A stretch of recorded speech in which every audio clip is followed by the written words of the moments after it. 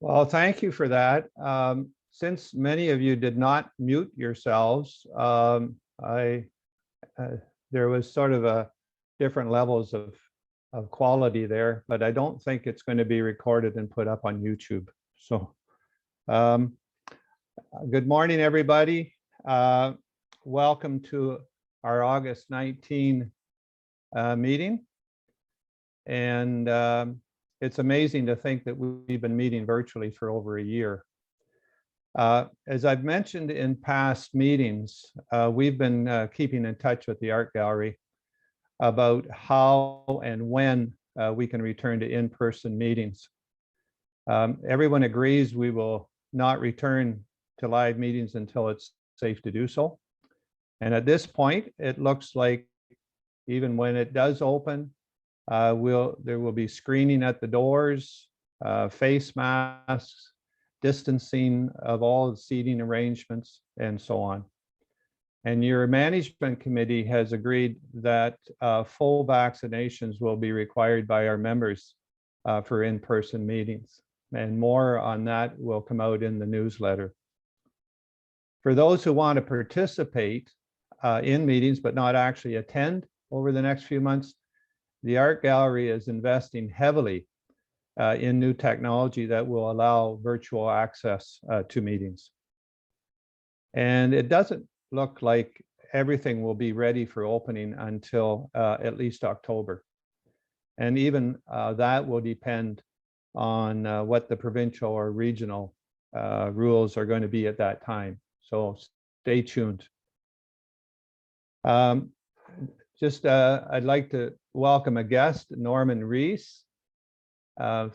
Welcome, and hope you enjoy today's meeting. And perhaps, Bob, you could put a picture of Hugh up. At this time, I'd like to acknowledge a member we have lost. I'm sorry to report that Hugh Haney passed on August 6th. Hugh joined our club in 2008, and he was very involved. Many of you will remember Hugh for starting a hiking group and writing wine reviews for wines under $10. He made a positive contribution. So please join me in a moment of silence to remember Hugh.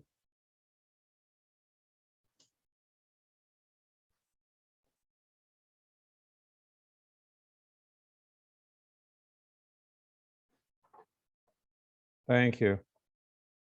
On a lighter note, I want to share a note that I got from a club member titled, "I've sure gotten old."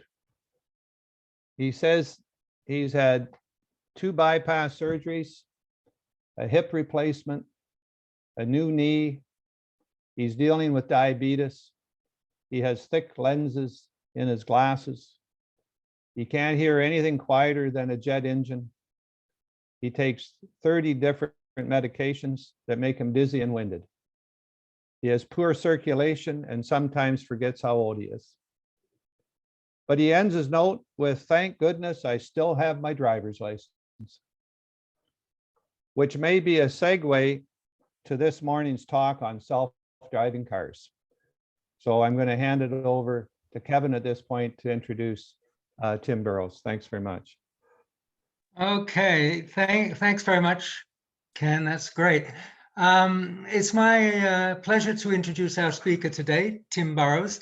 I think Tim has talked to us before a few years ago, and he's going to give us a bit of an update on electric cars and going to touch on, as he said, talk about self-driving cars. But before we get into that, a few words about Tim, a few snippets from his bio. In his previous life, Tim was an executive in the whiskey industry. He was VP of sales for a distillery in Grimsby. You may know it, 40 Creek. I gather, Tim, they have some really good Canadian whiskeys there. Absolutely.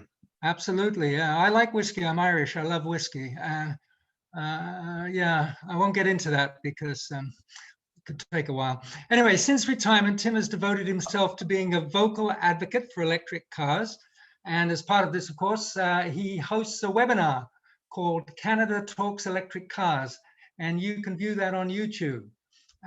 He's also a member of the Electric Vehicle Society. He leads the chapter in Mississauga. I think you do still, Tim, you still lead that? Yeah, all virtual now, of course, but yes. Okay, good. And this is a great society. They were founded back in 1994. 1994, 27 years ago. That is almost 15 years before Tesla came out with its first electric car. They were well ahead of the game. One of the main aims of this society is to promote the adoption and ownership of electric vehicles, or as they are called, EVs. And I think Tim would agree that the adoption of EVs in Canada and actually in North America to date has been fairly slow. It's picking up, but it's been pretty slow. And some of the stories you hear from time to time about bad things happening to them don't help. I have one such story. It's pretty crazy story, but I'll share it with you. It took place in Texas in April of this year. A Tesla crashed, it hit a tree, and it burst into flames. Normally, it would take firefighters only a few minutes to put out a fire like that, a car fire like that. In this case, it's reported it took over 4 hours and 30,000 gallons of water. It appears the batteries just kept reigniting. They wouldn't go out. And it was reported that the fire chief actually had to call up Tesla to find out what to do. Can you believe that? On top of that, when they examined the wreckage, they found 2 bodies inside. One was in the rear seat and one was in the passenger seat, but there was no one in the driver's seat. They think the autopilot, the Tesla autopilot, was not functioning, whatever that means. Anyway, that brings us to Tim's presentation today. He will update us on the current state of this self-drive technology, among other things. And unlike the story above, he will tell us, hopefully, how driverless cars can actually reduce injury and death on the roads, how they're good for you. And his presentation is entitled Self-Driving Cars, the Future of Electric Mobility, or How Autonomous Cars Will Change Our Lives. Over to you, Tim. All righty. Thank you very much. And I am going to change my presentation in real time because I was doing an update on a talk I gave to you a few years ago, which includes some discussion of autonomous cars. But if you really want to get into that, I will endeavor to find that file. So if you just bear with me for one moment, it's a different presentation. So you're going to get to see all my messiness here. We're going at this a different way than I normally do, and that's not working. So I'm going to get out of that. Excuse me one moment while I dig out that file.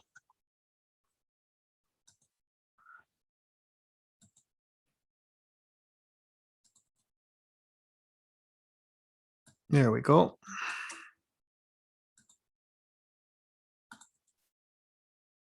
This should work a little better.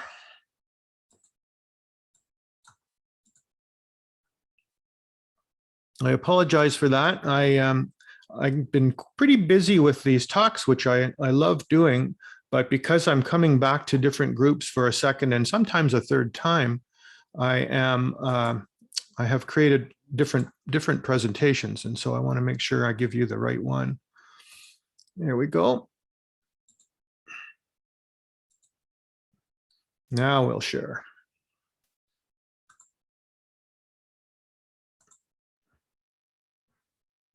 There, that looks a little better.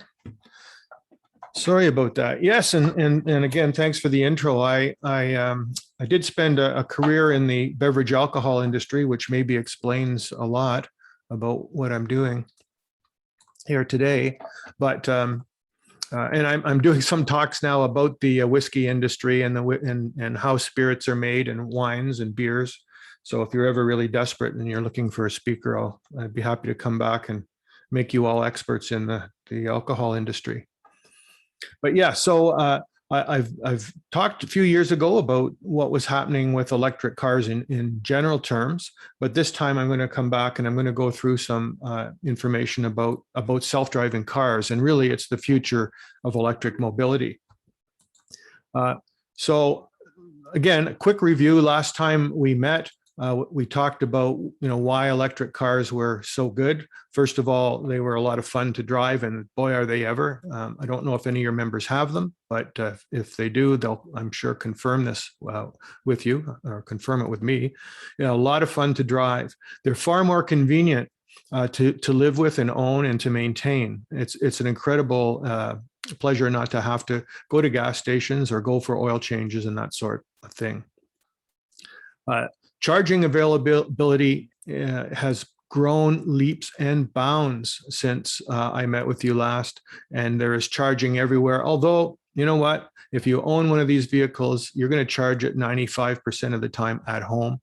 But when you do want to travel, it's out there now, and it's even getting better every day. With this new technology, these cars are able to receive software updates, and through these updates, the car actually gets better and better over time. And they're able to give, it's like your phone or your computer, they're able to give them new capabilities over the air, which is wonderful. We don't think of electricity as inexpensive, I don't think, but compared to gasoline, electricity is a very efficient and inexpensive fuel source. And again, the cars require little maintenance, and they're going to last a long time. So lots of good reasons to get electric. You know what? And a really important one and topical is the fact that EVs have a smaller environmental footprint. They don't get off scot-free, but they are much better in all circumstances than internal combustion. And we are facing a climate crisis. So I said fun to drive. Let's see if I can there. All right, I think everything's good. Oh my gosh, Forrest! What the heck is wrong with you?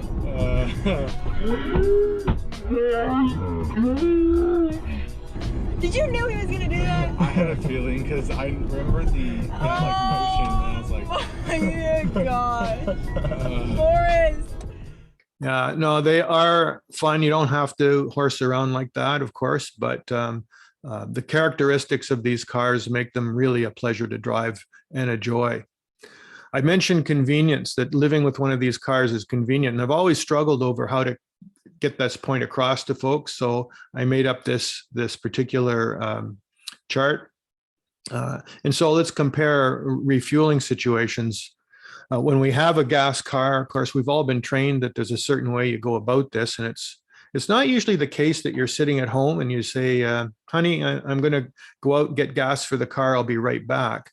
What generally happens is that we're going somewhere, right? Or we're coming home from somewhere and you realize you need to stop and get fuel. And what that means, you have to kind of leave your route a little bit and go through all the steps that we're accustomed to, right? The whole routine of refueling at a gas station. And when you're finished and you've paid and you get back in your car, then you got to pull out and you have to get back on your original route to continue. And all this takes a bit of time. I hope you think I'm being fair if I say 10 minutes, 9-10 minutes to do this sort of a thing. Your mileage will vary. Well, here's what it's like with refueling an electric car. Now, in this instance, I'm coming home to my, messy garage, and it's where I was going anyway. So I haven't used any of my time. This is just part of my routine in the day. When I get out of my car, instead of turning to the right, I turn to the left, and I just go back and I press a button on the cable, it pops a port, and I'm done.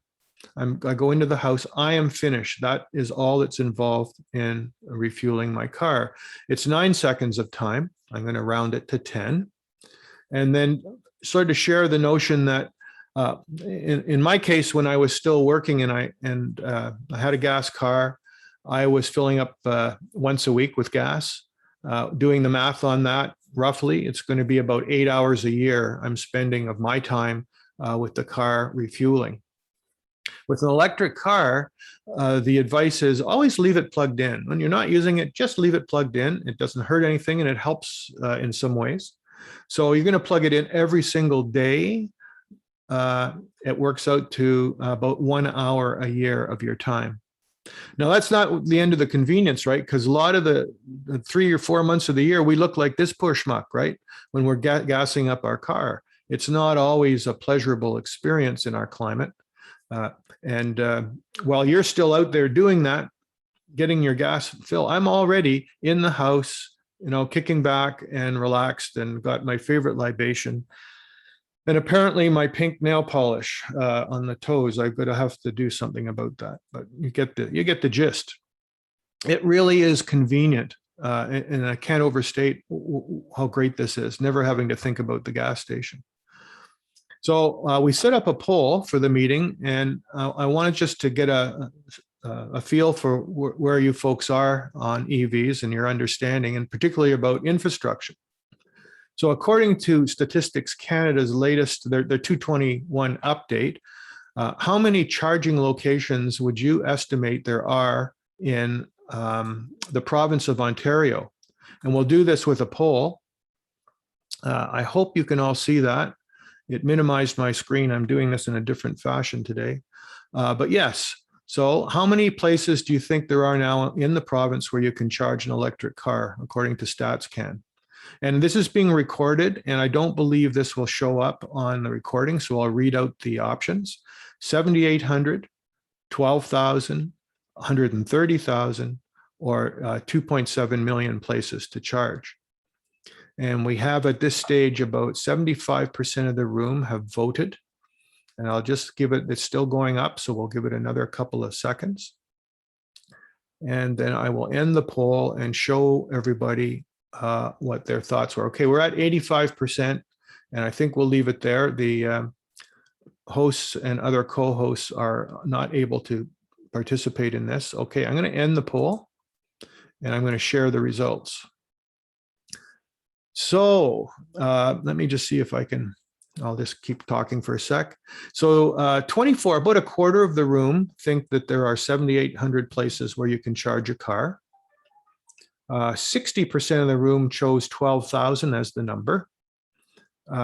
18%, almost 20% said 130,000 places to charge in Ontario. And nobody said that there were 2.7 million places to charge in Ontario. Okay, we'll end that, hopefully, and we'll get back to this. Okay, this is one of the few times when doing a virtual meeting has probably saved my life from projectiles coming at me. But the actual answer to this question is that there are more than 2.7 million places in the province of Ontario where you can charge a car. If you were paying close attention, where did I say, maybe I didn't say it, where do you think most electric car owners charge their cars 95% of the time? Yeah, it's at home. It's at home. And it's just a new way, a different way of thinking about owning a vehicle and driving it and fueling it. It's understandable that we've all been trained to gas, but if you can refuel at home in your driveway, like you saw me do in my garage, you have to count that as a place where you can charge a car in Ontario, because it's going to be the one you use. So according to StatsCan, by the way, there are 2.7 million fully detached single-family homes in the province of Ontario. So, and that doesn't even count actual car chargers that are out in the wild, standalone, purpose-built. So it's remarkable. There are a lot of places to charge. Just for fun, again, I also looked at StatsCan when I was at this to see, and there are about 12,000 gas stations in the province of Ontario. So right now, there are lots more places where you can charge an electric. So since I was here last, a whole bunch of major companies have announced that they are ditching gas and diesel and going fully electric. They all have slightly different timetables, but they're getting pretty darn aggressive. So there's just no question that this is the pathway we're on. The only question is how quickly do we get there? Something else I mentioned when I met with you last, I did say that electric cars would soon be able to do something that's really quite amazing. And of course, this gives you a taste of it. Have you ever been in the grocery store and it starts to rain? Of course, it would be nice if someone pulled your car up for you. That does sound nice. Now, there's some technology that allows the car to do just that itself. Brandon Simmons shows us how it works. I think anyone that drives one for a day, they would have trouble going back. Bill Painter has been a proud Tesla owner since the beginning of the year, and he'll tell you he's obsessed with his ride. It's better than any other car out there, and it's good for the environment. The all-electric Tesla brand is known for its autopilot feature that lets you sit back while the car drives itself down the road, keeping with the flow of traffic and changing lanes too. But they recently added a new feature called Smart Summit, taking things to another level. Say you don't want to walk all the way to your car, and it'll come to you. All you do is open the app, and the car will plot a path toward you, making corrections for people and traffic along the way. It only moves when your finger's on the screen of your smartphone. When you let go, it stops. A car moving without a driver was enough to turn heads in the parking lot. Many people stopping to ask questions about what they were seeing. Okay, it'll drive itself. That is awesome. It freaked me out when I parked the car. I mean, there's nobody behind the wheel. That thing is awesome. The car uses a number of cameras and sensors all around it to navigate the lot and adjust when obstacles or cars are around. Drivers using technology have caused thousands of accidents over the years. This time around, technology is working in our favor and will likely get even better with time. The truth is, distracted driving's on the rise, and it's making the streets more dangerous. To have technology on your side assisting and helping and letting you take the bigger processes, and it's definitely a safer option. So don't be surprised to see drivers not holding the steering wheel or missing from the driver's seat altogether. I'm Brandon Simmons, 3 News. Yeah, I wouldn't go so far as to say soon you're going to see people driving without their hands on the wheel. You're still supposed to keep your hands on the wheel, just for the record. But eventually, yes, that will be the case. So it's pretty exciting, and that's a feature I have on my vehicle, and I use it from time to time as far as the Smart Summon goes. But the autopilot feature, frankly, I use every single day.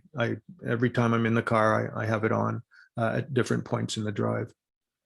So in my aging Model X car, I drive a Tesla Model X. Now, I originally had an S, but my Model X is 4 years old, but it continues to learn a lot of really interesting tricks. I've done some pretty long drives on autopilot, and I can tell you it really is a relaxing feature to use. So we're going to take a glimpse now into a driverless future and really kind of what this means. This is what I really wanted to get to with this sort of second iteration of my talk. And first and foremost, you know, I've encountered a great deal of skepticism whenever this subject comes up. And people say, you know what, I just don't see how that could possibly be. And it's understandable. It's quite a feat of technology to think that this is going to happen. So in terms of, is it really going to happen? Well, I want you to think about a few things that we've all, I think, experienced in our lifetimes, because I think we all, again, have the same color hair pretty much. First of all, I remember coming home one day and discovering a color TV in our living room. And what a stunning thing that was. It was pretty darn exciting at the time. And that was brought through technology. But in our lifetime, we've gone from this to TVs that are huge, very realistic, and flat as a painting that you can hang on a wall. This is where technology has taken us. You remember this character, Mr. Tracy, and how crazy it was. He had to actually wore something on his wrist that he could communicate with.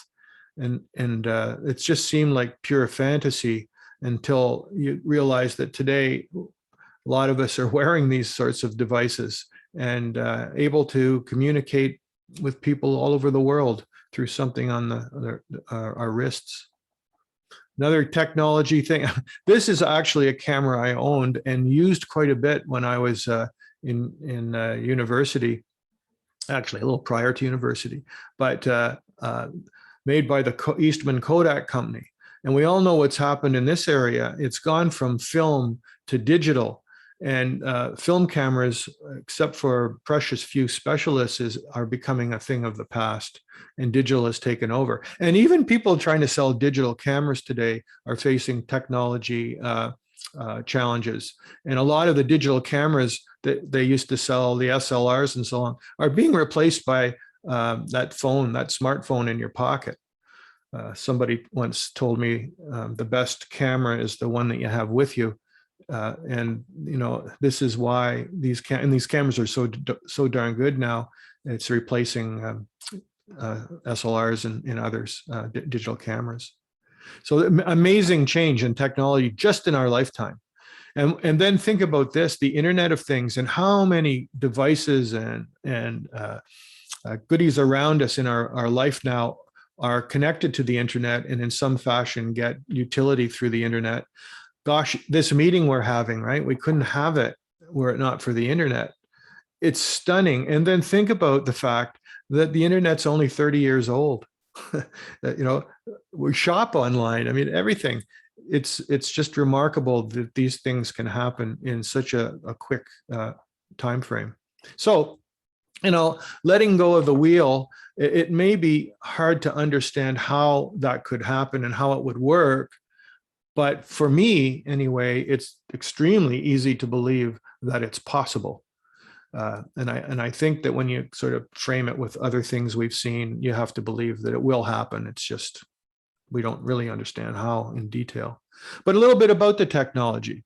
So before I get into that, I know we have concerned people in the room and are worried about where technology is going. And there are lessons to be learned. Toyota had an experience when they put that Alexa, you know, assistant into a car, and it didn't really work out all that well. Starting this year, Toyota and Lexus luxury models will come with Amazon Alexa. Alexa, turn on the AC. Turning on AC. Finally, a virtual assistant to help you navigate. Alexa, where's the nearest gas station? Nearest gas station in 1.5 miles. And to help maintain your vehicle. Alexa, order more brake pads. Ordering new brake pads. Although maybe if you didn't stop so close to the car in front of you. I left plenty of room. You drive too aggressively. If you were just quiet for 2 seconds, 2 seconds. She'll talk to you literally the entire time you're driving. I think you should have turned back there. I know where I'm going! Hi, you know why I pulled you over? No, officer, I have... Because we were driving 72 miles per hour in a 45 mile per hour zone. Anything else I should know? 2 miles back, we rolled through a stop sign without coming to a complete stop. Also, there are illegal fireworks in the trunk. Sir, I'm gonna need you to step out of the car, please. Amazon Alexa. You'll never get away from her.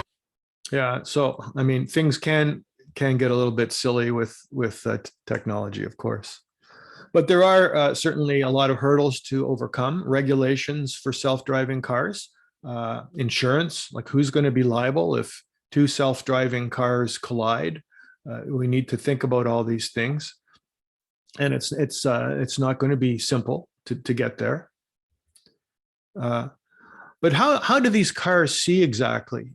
Lots of different approaches to this. I'm going to show you one through a company that's pretty well known called Mobileye. It all begins with the understanding that just like a human can understand by looking what things are, where they are, and infer what they intend to do, the computer should be able to do the same. So this is the basic system. So we have here the camera sensor and the lens. So this is the camera part. Here's the processor, our IQ processor. And this is the board which does everything which we need.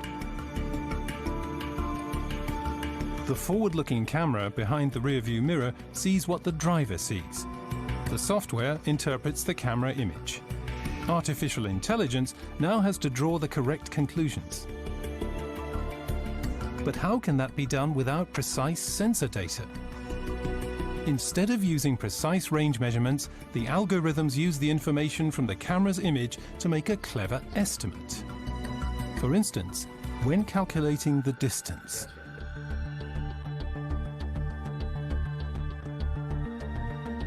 There we use perspective.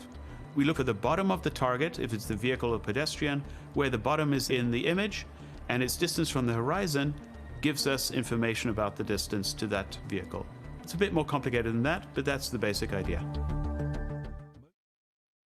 So there you have it. That's one company's approach, but they're all basically using a combination of technologies, radar, ultrasonics cameras, and something called LiDAR, which I'll talk about, to know what's going on in the world right around the car. Interestingly enough, Tesla has recently abandoned almost abandoned a lot of these things, and they're going to rely almost totally on vision and software being able to interpret camera input. LiDAR, though, remains one of the technologies that most of these companies are working with. It's basically, LiDAR is a spinning form of radar. It spins. You've seen some of these cars with the little whirligig on the roof. And it just shoots out a beam that bounces back from any object it hits to the car, and then the computer in the car takes those reflections and makes an understanding of them, processes them into real world items, so it knows what's around the car. The other thing I need to talk about just quickly is about levels of autonomy. When we talk about autonomous cars, it isn't all or nothing. We are going to be progressing through layers of autonomy as the technology develops and unfolds. And so it's levels 1 to 5. Level 1, it's basically drivers with maybe some sensors like adaptive cruise control, which some of our cars have had for some time. Level 2 autonomy, the car is capable of driving, but the driver must be ready to take control if the system fails to recognize a potential hazard. There's where we are really right now with Tesla. And I don't think any cars are above level 2 right now out there. Level 3, car can drive safely, and the driver needn't pay attention, but might need to intervene at times. So like the car is going to be totally safe, but there will be situations where the driver will have to take over in order to continue.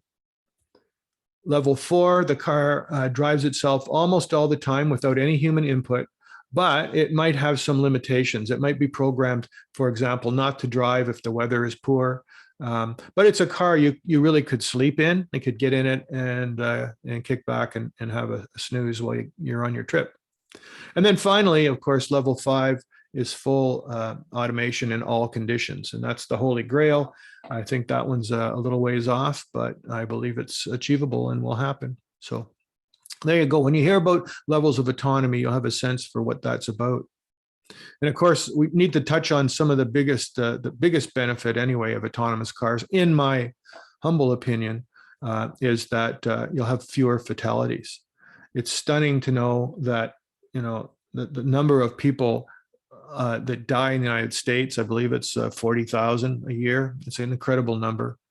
And that the vast majority of the accidents and fatalities that occur every year are caused by human error. It's not like someone's going down the highway and the wheel falls off the car and the car collides and hits a tree or something and they die. This is because people aren't paying attention, or they're tired, or they're distracted, or some other human sort of thing. So if the computer and the sensors don't get tired and they work well, a lot of this needless carnage will be avoided. And it's the same thing, they're always caused by the same thing. It's kind of a loose nut behind the wheel, and we've got to find ways to deal with that. So what way, in this case, we've been talking about EVs, electric vehicles. So now that the term you're going to hear about when you read the media is AVs, which is autonomous vehicles. So what will AVs change? Well, as I say, fewer fatal crashes, 40,000 a year in the US. And man, we could sure use if we could cut that by half, it would be remarkable, thanks to autonomous cars. You'd be looking at, this is an interesting one, about a 10x lower cost for mobility, thanks to partly autonomous vehicles and partly just electrification. So looking into the future, mobility is going to become far more affordable, and so more people will be able to take advantage of it. And electric cars and autonomous vehicles reduce costs for mobility in a lot of different ways. Transportation as a service will likely take off. So think about Netflix. You pay so much a month, and in the case of Netflix, it's kind of all you can eat. You can watch everything that they have. There may be a limit on this, but I expect that you'll be able to subscribe. You'll get a car service subscription.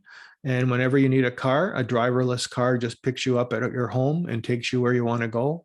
And probably a different one will pick you up from where you were and take you back home. But it'll be done on a subscription basis. Personal car ownership will really decline.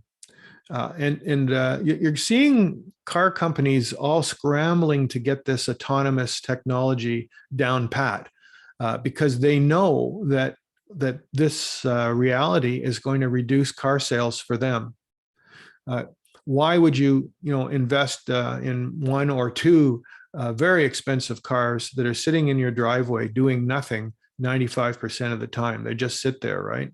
We only use our cars, I think that the actual number is 4% of the time.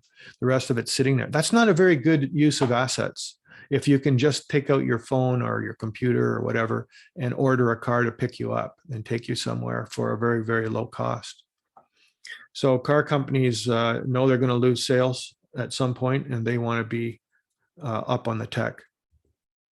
How about productivity will increase? So those people who are traveling and still commuting for business and work can certainly work in the car. They don't have to be keeping their eyes on the road. And we hope to see less congestion on the road, and which will also speed things along. City parking spaces will be repurposed. So a lot of land is left unusable for any other reason other than parking in cities, and that's expensive real estate. And so they'll be able to turn those places perhaps into green spaces or just repurpose them for other things. Thanks to autonomous vehicles, of course, there'll be greater independence for anybody who can't drive, whether it's for reasons of age or some other disability. It won't matter because they'll just be able to order a car like any of us will be able to order a car to pick us up. And I'm sure I mentioned this a couple of years ago, but a child born today will never need to learn to drive a car. That's a fact in the future. At some point, I mean, I think we're going to have a transition. It's not going to happen overnight, but at some point, you'll probably have a choice of whether to drive your car or not before the wheel is taken away totally further in the future. If you choose to drive, though, I suspect there'll be a period where people will pay through the nose in insurance because insurance companies will know clearly that the car is better, the computer is better and safer at driving than the human is. So if you want to drive, you can, but you're going to pay exorbitant rates. So what else? Autonomous cars, you could receive medical care faster. You think about it, the car could be monitoring the driver's vital statistics and take control if a driver had a heart attack or a stroke or stopped responding for any reason. And the car then could simply take you directly to a hospital, saving time and avoiding collisions. So I said fewer cars needed, personal ownership will decline. If you think about it, we have over 1 million cars, I'm going to say, in Greater Toronto. And those cars are only used about 4% of the time. They're parked 96% of the time.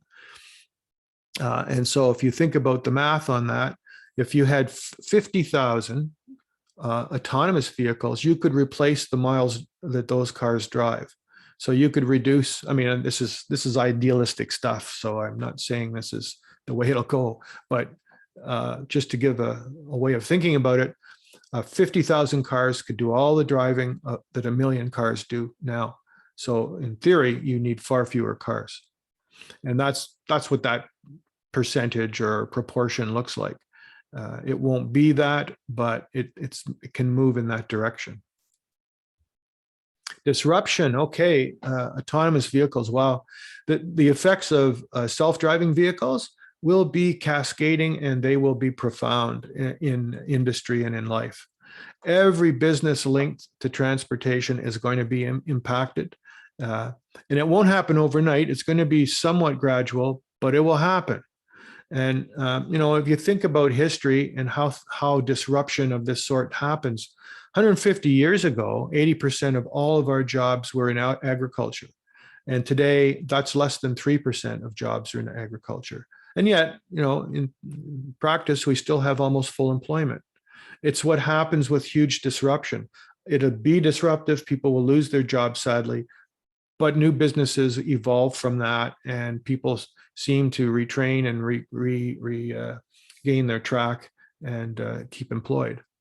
But it's going to be huge. Another thing I just want to touch about as I'm getting close to the end is social acceptance. We don't think about this maybe right away, but with autonomous cars, they're going to save lives, okay? Autonomous vehicles will save lives, but they're not going to be perfect. No, nothing ever is. So it's not going to be perfect. And I want you to think about, suppose, let's say 20,000 of those 40,000 people who die every year are saved because of autonomous driving. Would anybody disagree that that isn't a great achievement? If we could save 20,000 lives with these cars, with these autonomous cars, I think everybody would agree. But let me flip that around and say to you, okay, that means that 20,000 people are going to die every year in self-driving cars, right? Still ready to hop in the car? Somehow, socially, we want to be in control of our own fate. Even if statistically the numbers are clearly favoring autonomous vehicles, you still might want to take the chance and kill yourself. It's crazy, but that's the way we all think. And there are other ethical considerations, such as there's one called the trolley problem. If you may have heard of it, but it's sort of that classic thing where a car is going down the road. It's going to crash. It can crash to the right or the left. And on the right-hand side, you have 6 elderly people. On the other side, you have 6 young people. Which one does the car choose if it has to crash? Or does it stay on and kill the driver? Does it hit the object that it's trying to avoid and kill the driver? It's an ethical problem. In practice, I don't think we often get that choice. We don't have enough time in that moment to make an informed decision about who we're going to kill ourselves or someone else, but you would have that option with these cars because you're designing them to behave this way. So it'd be a hard thing to think through and figure out. So one more thing before I end it and we can have a chat. If you've wondered how driverless cars might plug into charge, here's an interesting little approach that Tesla had done actually a number of years ago. It's why I don't think we'd ever turn our back on one of these charging units. At least I don't think I'd want to look away, face away from it, but it's pretty cool. In reality, and there you go, it can just see the charging port and away you go. In reality, of course, there will probably be charging pads that you just drive over top of and park on, and they will wirelessly charge your battery. They aren't perfected yet. They're out there. You can buy them, as a matter of fact, for certain cars, but they're not overly efficient. So there are a lot of losses that wouldn't be acceptable in my thinking. So anyway, a couple of takeaways. Technology advancement is accelerating. Things aren't happening at a slower rate. And I think you all would agree with me that we're seeing technology speeding up over our lifetime. And so, this is not impossible to imagine autonomous driving. Large companies are racing to achieve it. A lot of money, a lot of very clever people working on this. It will happen. It's just a question of when. And industry disruption, unfortunately, will occur on a massive scale. It's just the way it is going to happen. But it will create new opportunities too. And our personal mobility will be very different in the future. It just will change. We won't want to own our own cars, and we'll use new ways to get around. And lives will be saved. We're going to save a lot of life through these sorts of changes eventually. And that's it. I'm going to stop it there. I don't think I had anything exciting to say after that. Oh, I did. This was new. I thought I'd put this up.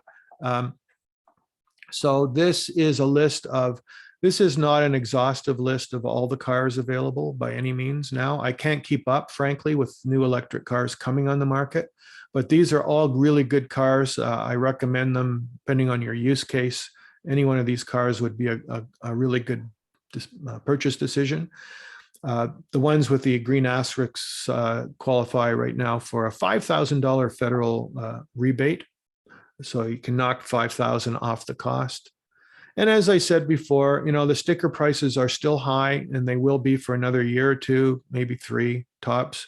But already, if you buy one of these cars, you will get that premium that you paid for it back over a few years of use because of the low cost of fuel and maintenance. So I'm going to end that there. And okay. There. Thanks, Tim. That was great. And so we're going to have some questions here. And as we always do, when you have a question, raise your hand. Gary will keep an eye out and indicate that it's your turn. And please, when you go off mute, you ask your question, please put yourself back on mute after you've asked the question. Okay, Gary. I'm sort of looking for, oh, okay, Dave Brokish, go ahead. Well, the one question I have is right now, how much does it cost you to operate an electric car? And secondly, if Ontario goes the direction of electric vehicles, will we have to increase our electrical supply or generation ability? Okay. I love multiple questions because my brain doesn't work very well anymore, and I'll lose one answering the other. But as far as the amount of energy, of course, we'd have to increase energy in Ontario to meet the needs if the entire fleet switched to electric, and but that won't happen overnight. The amount of energy is not really a big challenge. What is going to be a challenge, frankly, is upgrading of the infrastructure. So, for example, that you see a transformer out on a pole on the street that's probably servicing, maybe upwards to a half a dozen homes, but they have a limit. And if all those 6 homes got electric cars and plugged them in and charged them at the same time, one transformer couldn't handle it. So like they'd have to add more transformers, more capacity. Or, which will happen, I think, in the future, we'll get to a smarter grid where what we call load management will be employed. And there's some really brilliant software being written now for condos and that sort of scenario where there isn't enough power coming in, that it can manage and stage the charging of a whole bunch of cars. So all you have to say is, I need my car by 8 in the morning. It might not start charging till 2, but you don't care. It's just as long as it's ready by 8, and they get everybody charged with a small supply.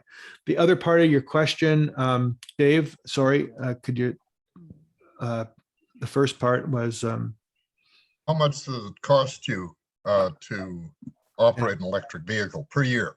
Yeah, I don't have a number that I can just put out, but because it's going to be very different depending on your driving characteristics. The more you drive, the more you save compared to gas.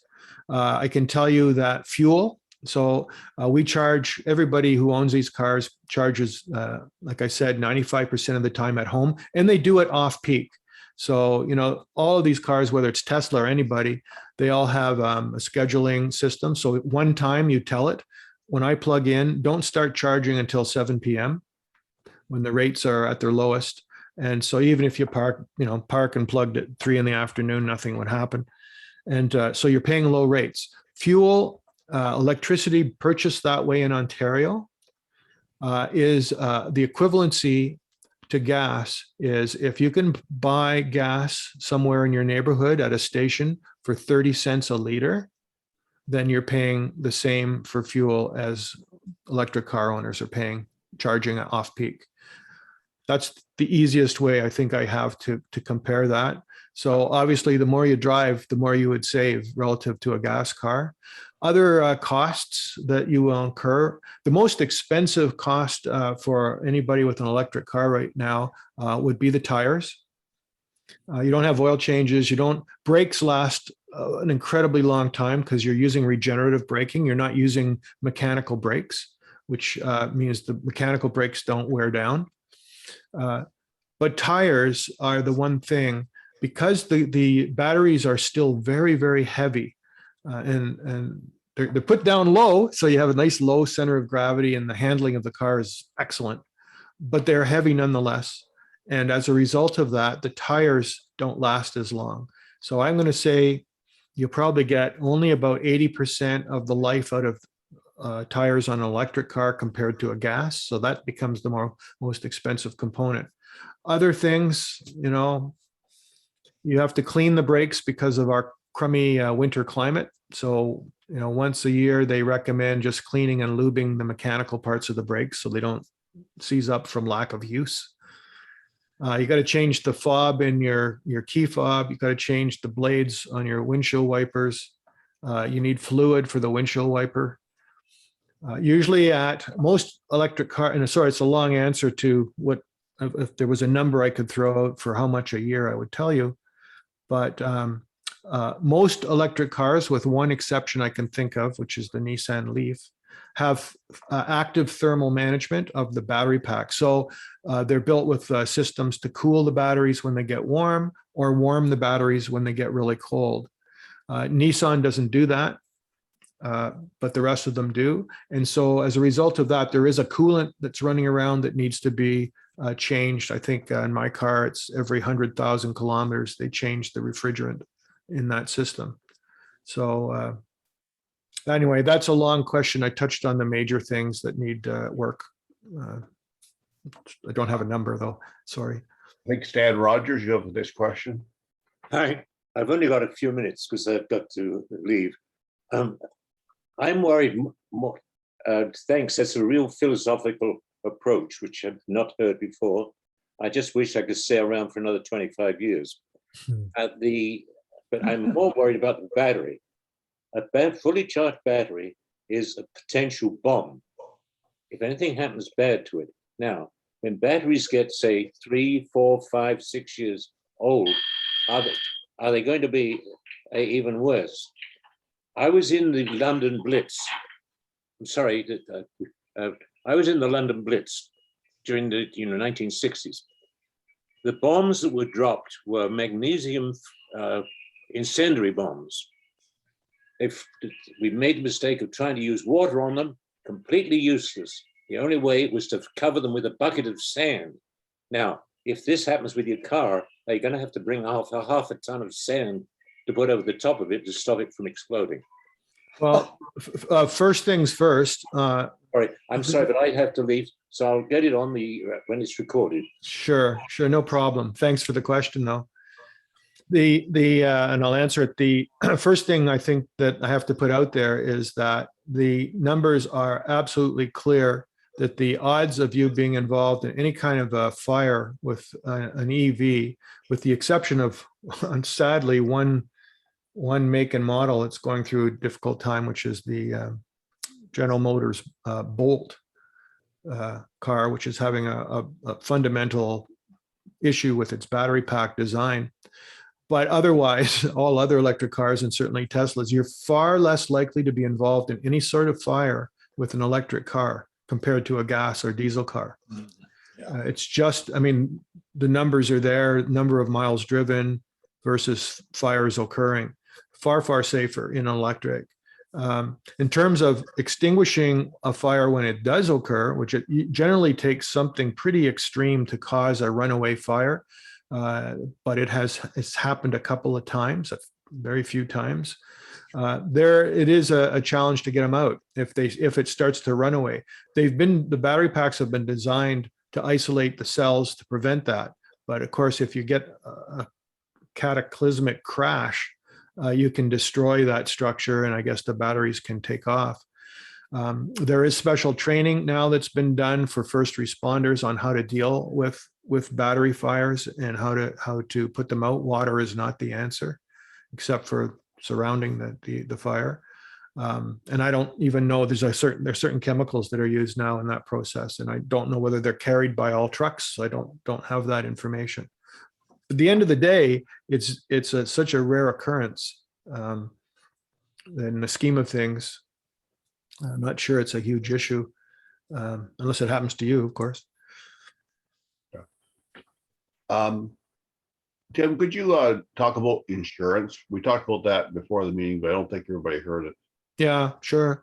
Yeah, so the question was raised when we were just chatting about does it cost more for car insurance for an electric vehicle than a gas? And the answer is no, it does not.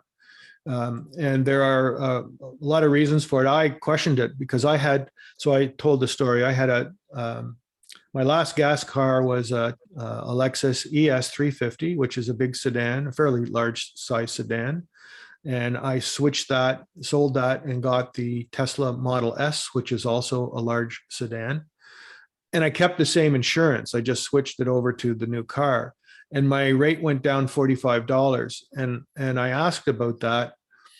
And the only kind of answer I got was that, well, that car has all this collision avoidance technology built into it. Yeah. And so statistically, it's a safer car. And really, repairing cars is a cost for insurance companies, but injury and severe accidents, it's a bigger cost. And so it fixed the bigger cost.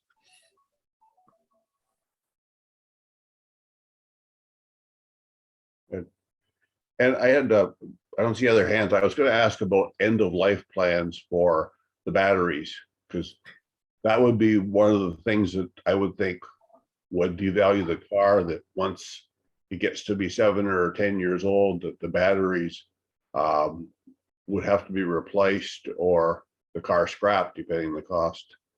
Yeah. Okay. That's a really good question. And there's a really good answer. First of all, the warranty on these batteries for these cars is exceptional. So I know on my car, it's different with different manufacturers, but on my car, the warranty, factory warranty, is 8 years, unlimited miles. And the cars that have been out on the market, like the very first one I bought in 2013, and I know who has it. I sold it to a friend who's still a friend, which is good. That car, I think they're up there. They don't drive it a lot. I think it's probably up to like 220,000 kilometers now. And the battery's fine. It's still warranted. It's, I guess it's coming close to the end. But we're seeing with all these fleets of cars that have been out in electric that the batteries are lasting between 300 and 500,000 kilometers. That's how long the electric batteries are lasting in real world conditions. So we're actually, and that's getting better, by the way, with the newer battery designs. It's getting even longer than that. But the reality is that the rest of the car doesn't really stand up. Not many cars will stand up to that kind of a lifespan. So the rest of the car is the problem, not the batteries. And at end of life, so it was mentioned in the intro that I do a monthly webinar, and I've had some really interesting speakers. You can see that, by the way. You can go to my website, timtalkstesla.com, and there's a link on my links section. It'll take you to all of our past webinars. One of them was by a fellow who's founded a company called Li-Cycle, as in lithium, Li-Cycle. And his company is built to recycle car batteries, these new batteries, because he sees a tsunami of these batteries coming eventually. Like, they last a long time, but eventually there'll be a huge number of these batteries coming back at end of life.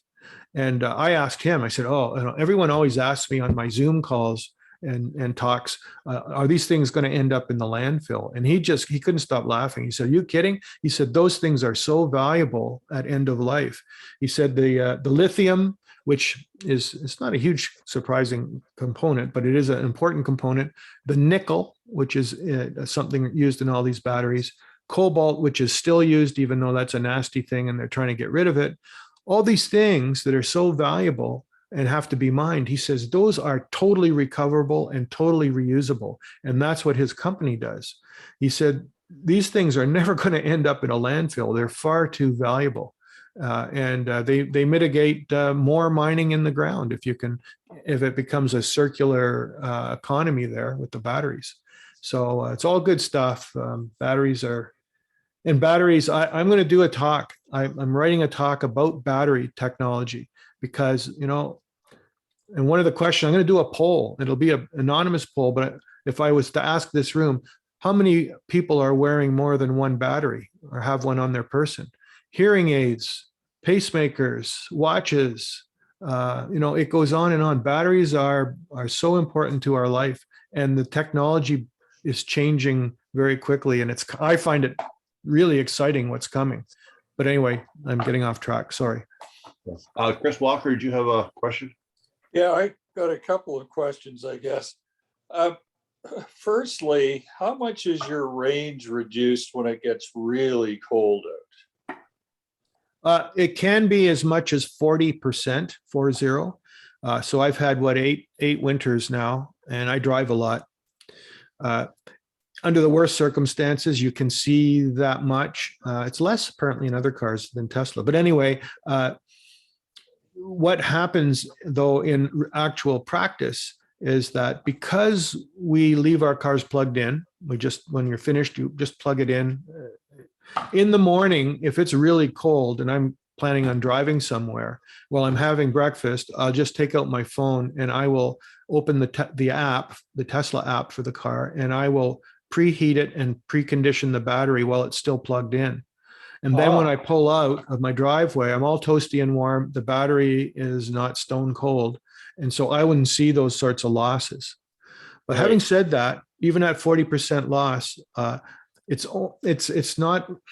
we have so much range to begin with. It's never really much of an issue unless you need to drive 500 kilometers nonstop on a cold day and you didn't precondition it. Right. And the other thing, I guess, is more of a comment in terms of societal acceptance. A lot of people speed on the highway now, especially. And when you have autonomous cars, won't they automatically obey the speed limits? Yeah, it's a really good question. I don't know where it's going to net out right now. So for my car, which I have the full self-driving and autonomous driving technology, as good as it is at this stage, I turn it on the highway. By the way, it's almost flawless today. If they said you didn't need your hands on the wheel on the highway, I would almost believe it. I never need to intervene. But if it's a 100 kilometer per hour highway, main highway, I can actually right now set my speed anywhere I want. But on other roads, if it's 90 kilometers, I can only go 10 over. If it's 60 kilometer, I can only set it 10 over and be running on autopilot. If I take it off autopilot and just put it on cruise control, I can set it at any speed I want. But for auto steer to work, there are limits. And it's faster than the speed limit, but lower than the speed where you're going to get a ticket. Well, when cars are running fully autonomous, so we have a lot of them on the highway, people are going to, I think, have to drive at the limit. And I think that will be very difficult for a lot of people to accept. Well, we'll see. I could also envision a scenario, Chris, where if the autonomous driving really gets refined and kind of bulletproof in its design, that the cars could go much faster than today and follow each other at a much closer, nearer distances. Because scary as heck, but they could be done. Yeah, exactly. I agree. It's scary to think about, but I also see that as a capability. All right. Thank you.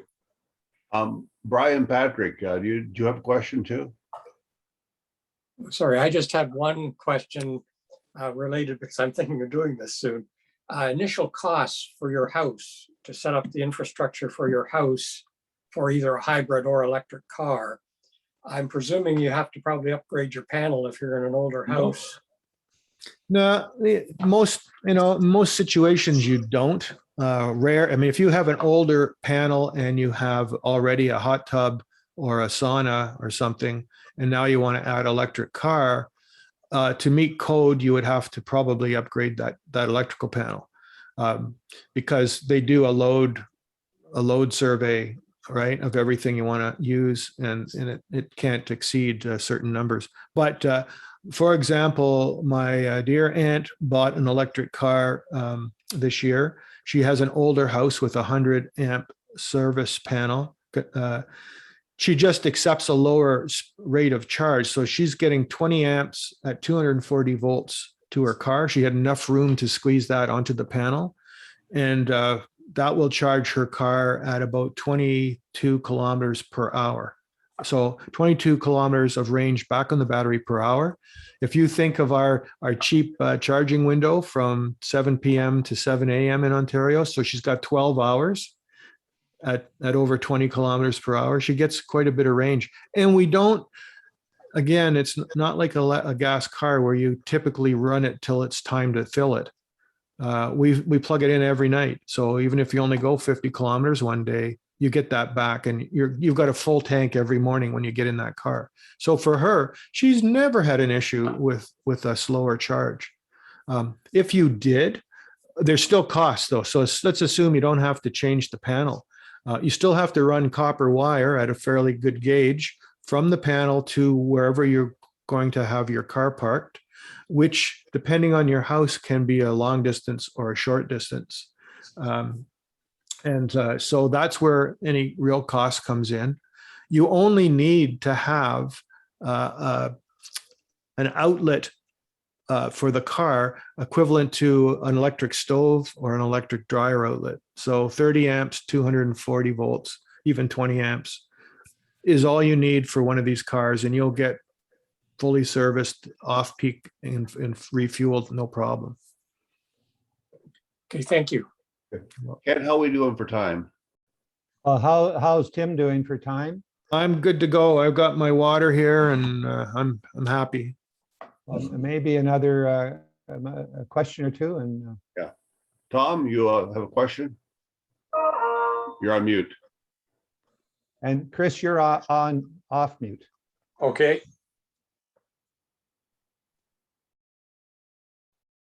Tom, you're still on mute. I don't know if you had a question or not. You're still trying to find out where. Tom needs a self-driving computer. Yeah, I know he does. Yeah. Is that good now? Yes.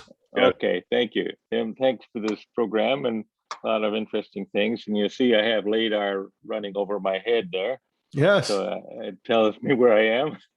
But anyway, I'm in Huntsville, and we're 24 degrees here now. It's very nice. But in Huntsville too, we get snow, and snow tires is one of the things that I wondered how the electric cars or Tesla responds to getting out of a jam with snow tires. So I'll tell you, in all candor, it's better than any gas car I ever had. The very first. Yeah. Doesn't matter what the tread is. So. No, I mean, good winter tires are good winter tires. Right. Again, going back to my earlier comments about the cars being heavier, the tires you buy for these cars often have to be, you have to pay attention to the load rating. So because of the extra weight of the battery pack, it's a slightly different grade of tire. But other than that, no, I've always put really good winter tires on both of my cars, and my wife now has an electric car. And so we have good winter tires for her as well. But even so, my first Tesla, the Model S car I had, which was the sedan, it was an early model, right? 2013, when they first really started selling here. And it only came with rear wheel drive. You couldn't buy all-wheel drive at that time. And so that was one of the things that really made me nervous about the purchase, because like most of us, I got used to front-wheel drive cars in the winter. And so I didn't know what to anticipate. Well, of course, I came to realize fairly quickly, the only reason front-wheel drive cars are preferred in our climate is because they have a big, heavy gas engine sitting over top of the front wheels. So you got that weight. Well, of course, in an electric car, most of the designs now, the battery pack is beneath the floorboards, and the weight distribution on the car is 50-50 front to rear. So it turned out that I had nothing to fear. That rear wheel drive car with good snow tires, mind you, was excellent in the snow. And the car I have now is all wheel drive. And so it's superb. the computer controls the traction, anti-skids, all of those things in the car. And it's far faster because you don't have a big mechanical linkage in the transmission and differential to deal with. So it's actually much faster at making those immediate adjustments to give traction where it's needed. It's superior. They really are superior. Not just Tesla, but other electric cars now are superior in snow to gas. Great, thank you. Okay, last question, if there's one. No? Well, I will thank you, Tim, for an excellent informative session on autonomous vehicles. You've given me a great view into the future. I like that. For example, the transportation subscriptions sounds great. Just call up the car to take me to the GO station. And so thanks very much. And also, I'm just thinking back to your earlier comment at the very beginning. On behalf of our program committee, I'd like to welcome you back to a future meeting to talk about whiskey. And but it won't take place until we have in-person meetings so that we can have tastings. So, okay, well, there we go. And so thanks very much. And please feel free to drive away from our meeting now and with our thanks. Thanks. Well, it was a pleasure. It was really nice seeing you all. Some of you again. I recognized some faces. I didn't think I would after that time, but really my pleasure. And I enjoyed speaking about it. And thank you for having me back. Very nice. Take care. Okay. All right. Enjoy Thanks the very rest much, of your Tim. summer. Thank you. So thank you, everybody, for joining us today. And just a reminder that next month, our meeting is going to be September 16. We're going to have Karina Gould talk to us on the topic of democracy. And so Not elections. Okay, thanks for that, Chris. We'll make sure it's non-political. So we're going to go into the breakout rooms and